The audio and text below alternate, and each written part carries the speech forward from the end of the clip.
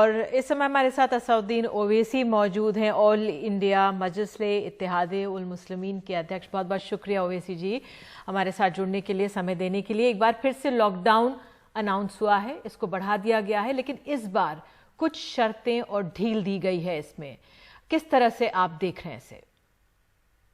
मेरा मानना, मैं शुरू से कह रहा हूं कि लॉकडाउन लीगली तौर पर अनकॉन्स्टिट्यूशनल है।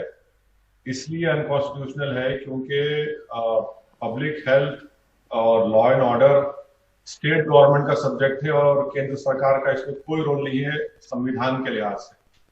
ये बड़ी अफसोसनाक बात है कि जितने चीफ मिनिस्टर्स हैं, जिनमें non Congress non BJP chief ministers, उन्होंने क्यों इसको 24 मार्च से कबूल किया, ये मैं तो नहीं समझा सकता।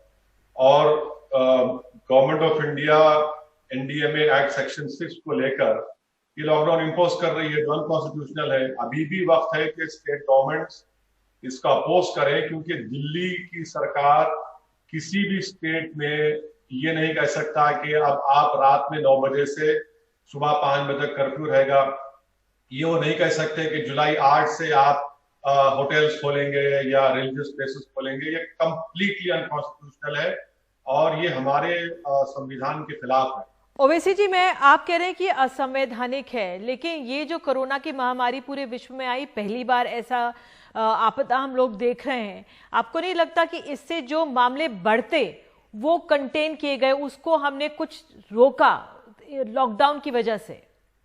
देखिए, मैं लॉकडाउन अगर करना था तो गवर्नमेंट ऑफ इंडिया को सबसे पहले स्टेट गवर्नमेंट से कंसल्ट करना चाहिए था, क्योंकि स्टेट लिस्ट में सब्जेक्ट आता है।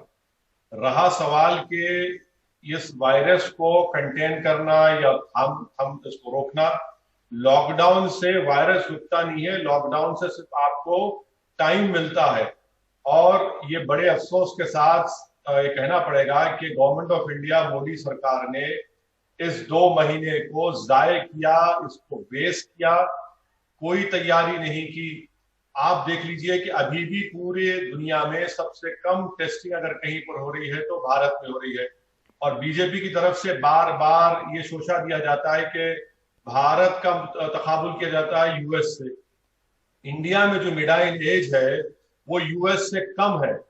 ओवैसी जी, आपको ये नहीं लगता कि अगर अमेरिका ने जिस तरह से लॉकडाउन नहीं किया और वहां पे देखिए लाखों में लोगों की मौत हो रही है, अगर हम करते, हमारे यहाँ जिस तरह से आबादी है, हमारे यहाँ तो और बुरा हाल हो सकता था।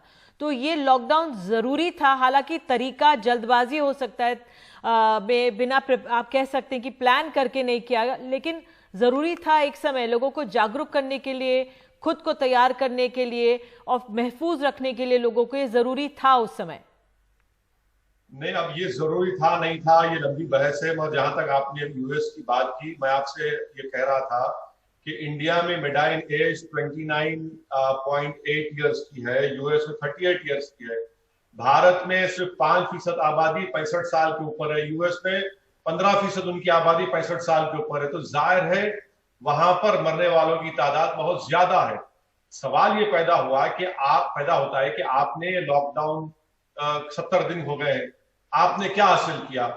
क्या अगर आप 25 मार्च से ट्रेन के जरिए माइग्रेंट लेबरर्स को भिजा देते, जब सिर्फ 530 कोविड वायरस के केसेस हुए थे, आज आप इनको भिजा रहे हैं अपने अपने उनके स्टेट्स को।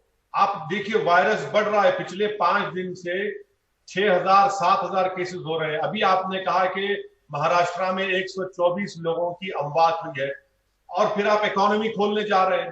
तो जब ये माइग्रेंट लेबर्स चले जाएंगे, 20 करोड़ के करीब लोग अपने स्टेट को चले गए, 12 करोड़ नौकरियां जा चुकी हैं, जिसमें से 4 करोड़ तो माइग्रेंट लेबर्स के। तो आपने क्या हासिल किया?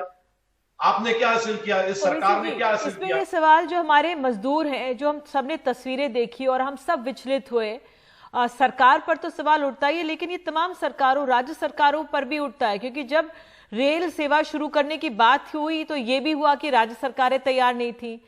राज्य सरकारें और केंद्र के बीच रस्साकशी चलती रही, कौन इनका किराया देगा उस पे चलती रही, लोग प्लेटफॉर्म पे मरते रहे। तो इसका तो दोष तमाम सरकारों को दिया जाएगा या सिर्फ केंद्र सरकार को देंगे आप? मैडम, अगर आप संविधान देखेंगे, संविधान में आर्टिकल 217 शेड्यूल 7 में आइटम 81 है। जो क्लियरली ये कहता है inter state migration and intra state migration. ये तो गवर्नमेंट ऑफ इंडिया, मोदी सरकार की जिम्मेदारी है संविधान के लिहाज से। अब रहा सवाल ये ट्रेन से, श्रमिक ट्रेन से भिजाना, आप बताइए कि ये सरकार कितना झूठ बोलती है कि 9 मई से 27 मई के दरमियान में 85 लोगों की मौत हुई है ट्रेन के अंदर, और वो बदतरीन वाकया झांसी का जिसमें एक लाश एक मजदूर की 4 दिन तक टॉयलेट में पड़ी रही। तो फिर ये किसकी जिम्मेदारी है? यानी लोग पीने के पानी को तड़प रहे हैं, जो 24 घंटे का सफर था वो 70 घंटे ले रहे हैं। तो केंद्र सरकार की जिम्मेदारी नहीं है, किसकी जिम्मेदारी है? फिर ये ट्रेन आप नहीं चला रहे। मुंबई से ट्रेन निकलती है, जाना गोरखपुर एक उड़ीसा चली जाती है, 24 घंटे का सफर, 70 घंटे 80 घंटे, उसमें पीने का पानी नहीं। इसी से तो ये जिम्मेदारी सरकार की है। और गवर्नमेंट ऑफ इंडिया, मोदी सरकार, मुझे अफसोस इस बात का है कि आज अपना 1 साल मुकम्मल होने पर इतना बड़ा जोर शोर से जश्न मना रहे हैं। किस बात का जश्न मना रहे हैं लोग? इनको तो अफसोस करना चाहिए था, इनको तो शर्म आनी चाहिए थी। नहीं, प्रधानमंत्री ने, मैं आपसे जानना चाहूंगी, प्रधानमंत्री ने चिट्ठी लिखी और उनकी आवाज भी सुनाई दे रही है। उन्होंने लिखा है कि मजदूरों, छोटे कारोबारियों ने कष्ट सहा है, परेशानियां दूर करने के प्रयास किए जा रहे हैं। प्रधानमंत्री ने कहा है ये बात। प्रधानमंत्री ने एक मजाक किया है भारत के माइग्रेंट लेबरों के साथ। प्रधानमंत्री ने चिट्ठी लिखकर भारत के उन गरीबों से इनका मजाक उड़ाया है जो पिछले 2 महीने से उनके पास खाने को खाना नहीं है। भारत के प्रधानमंत्री ने खत लिखकर अपनी जिम्मेदारी से हाथ उठा लिए हैं, ये कहकर के इतना ये नहीं होना था। अरे आपने जो 20 लाख करोड़ का पैकेज का ऐलान किया, बड़ी धूमधाम से कहा गया कि हमारे जीडीपी का 10% है। मैंने भारत के जितने इकोनॉमिक माहिरीन है उन तमाम के आर्टिकल्स पढ़े, वो तो कहते हैं कि 1.5 ही नहीं हमारे जीडीपी का। आज आप देखते हैं ये तमाम विपक्ष भी सवाल उठा रहा है, आपने ये सवाल उठाया है, विपक्ष भी सवाल उठा रहा है। अब देखिए, तमाम राज्य सरकारें अपनी तरफ से एहतियाती इंतजाम कर रही हैं। अब आज ही जो ढील दी गई है उसमें कहा है कि तमाम धार्मिक स्थल खुल जाएंगे जल्द। हमने देखा ममता बनर्जी ने कहा कि 1 जून से खुल जाएगा। येदियुरप्पा ने भी पहले कहा कि हम प्रधानमंत्री को चिट्ठी लिख रहे हैं। जो तमाम धार्मिक स्थल खुलेंगे, आपको लग रहा है ये ठीक कदम है, इसकी जरूरत थी, लोगों को थोड़ा संतोष होगा इससे? देखिए, मेरा आर्गुमेंट ये है कि स्टेट सब्जेक्ट है, ये स्टेट डिसाइड करेंगे, चाहे वो कर्नाटका की बीजेपी की सरकार हो या टीएमसी की सरकार बंगाल की हो। मगर सवाल ये पैदा होता है कि आपने शराब की दुकानें खोल दी, और शराब की दुकानों में तो लाइन लगी हुई थी जब खोला गया। आपने तो सोशल डिस्टेंसिंग के नाम पर मजाक उड़ाया इन माइग्रेंट लेबरर्स के साथ। तो फिर आपका ये लॉकडाउन रहा कहां? इस 2 महीने में आपने वायरस को तो रोका नहीं, मगर आपने भारत की इकोनॉमी को तो बर्बाद कर दिया। आज 40 साल के बाद आज हमारा जीडीपी 3.1 पर आ चुका है। वो जो 12 करोड़ नौकरियां गई वो तो कभी आने वाली नहीं है। सरकार ये भी कह सकती है, बिल्कुल, और सरकार ये भी कह सकती है कि पूरे विश्व में मंदी है, और सरकार ये भी कह सकती है कि रोजगार तो अब थोड़ा, तभी वो शायद मजबूरी में ये लॉकडाउन धीरे धीरे खोल रही है, और जरूरत भी है। अगर मैं दिल्ली की बात करूं, अब दिल्ली में भी आप देखिए बहुत जरूरी था, आपने शराब की दुकानों की बात की, हमने यहाँ पे भी देखा जरूरत थी, सरकारों को पैसे की जरूरत थी, लॉकडाउन से उनकी कमाई का जरिया रुक गया था, इसलिए तमाम सरकारें जोर दे रही थी, और इसलिए हमने वो दृश्य भी देखे किस तरह से भीड़ लगी। तो ये जरूरत थी, आर्थिक जरूरत थी राज्य सरकारों की, इसलिए ऐसा हुआ। अरे अगर आर्थिक जरूरत थी, अगर आपको पैसों की जरूरत थी तो ड्रग्स को लीगलाइज कर दीजिए, पूरे ड्रग्स को लीगलाइज कर दीजिए, पैसे कमा लीजिए ना। इस एक गवर्नमेंट की सोशल रिस्पॉन्सिबिलिटी कहां गई? अगर आपको आर्थिक या फिर फाइनेंस की जरूरत थी तो कई और तरीके हैं, मगर ये क्या तरीका था? और सवाल ये पैदा होता है कि मोदी सरकार ने स्टेट गवर्नमेंट्स को क्या दिया? 1 पैसा नहीं दिया। मैं जिस आपका क्या प्लान होता अगर आप थोड़ा सरकार को सुझाव देना चाहते, तो क्या देते? अब जिस तरह से सरकार खोल रही है, अर्थव्यवस्था खोलनी है, क्योंकि करोड़ों लोगों की नौकरी जा रही है, तो आप क्या सुझाव देते?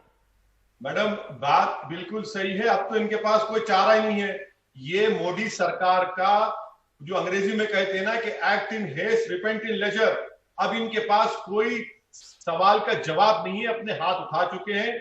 ये भारत के आवाम जनता से, भारत के गरीबों से कह रहे हैं कि भाई साहब, मित्रों, अब हम कुछ नहीं कर सकते, अब जीना मरना आपका और आपके खुदा के ऊपर, अब हमसे कुछ नहीं हो सकता है। रहा सवाल क्या करना चाहिए था, हमको टेस्टिंग बढ़ाना चाहिए था, हमको मार्च में ही हमारे माइग्रेंट लेबर्स को भिजाना चाहिए था। अब ये करना है कि ये जो माइग्रेंट लेबर जो गरीब लोग हैं, सरकार को पैसे पैसे देने चाहिए, उनके अकाउंट्स में पैसे डालना चाहिए। कम से कम 5,000 रुपये डालिए ना। $450 बिलियन का फॉरेन रिजर्व है, उसको इस्तेमाल करिए। किस लिए उठाकर रखे? इसी दिन के लिए इस्तेमाल कर रखे ना। हमारे फूड कॉर्पोरेशन ऑफ इंडिया के गोदाम भरे हुए हैं, वहां पर चावल और गेहूं सड़ रहा है। बांटिए ना गरीबों में उन लोगों को। आप स्टेट गवर्नमेंट्स को उनके जो लोन्स हैं उसको डिफर करिए, उनको वेज एंड मीन्स एडवांस 100% करिए। ये आप काम लोन कर मेला सकते नहीं हैं। लगना चाहिए, आप भी यही कह रहे हैं। कांग्रेस कहती है कि 7,500 रुपए हर के हाथ में डाल दीजिए, आप कह रहे हैं 5,000 रुपए, जो बिल्कुल हमारा निचला स्तर है। एक आखिरी सवाल ओवैसी जी मैं आपसे जानना चाहूंगी, निजामुद्दीन मरकज का, जब हमारे देश में कोरोना का शुरुआत ही हुई थी और ये हमारे सामने एकदम आके खड़ा हो गया था, तो निजामुद्दीन मरकज का मामला सामने आया था, उस पर आपकी क्या राय है जो वो वाकया हुआ था? अरे मैडम, देखिए ना, ये बड़ा एक बड़ा ही मुश्किल सवाल आपने कर दिया, क्योंकि मुसलमान हर किसी टीवी एंकर को मुसलमान दिखता है तो फौरन तबलीगी जमात का पूछते। आप मुझसे ये पूछ लेते कि मीरठ में एक बंदर ने जो ब्लड टेस्टिंग के सैंपल्स को लेकर भाग गया, वो कैसे लेकर भागा? अब ये रहा सवाल के निजामुद्दीन का, ये तो उनकी गलती नहीं है।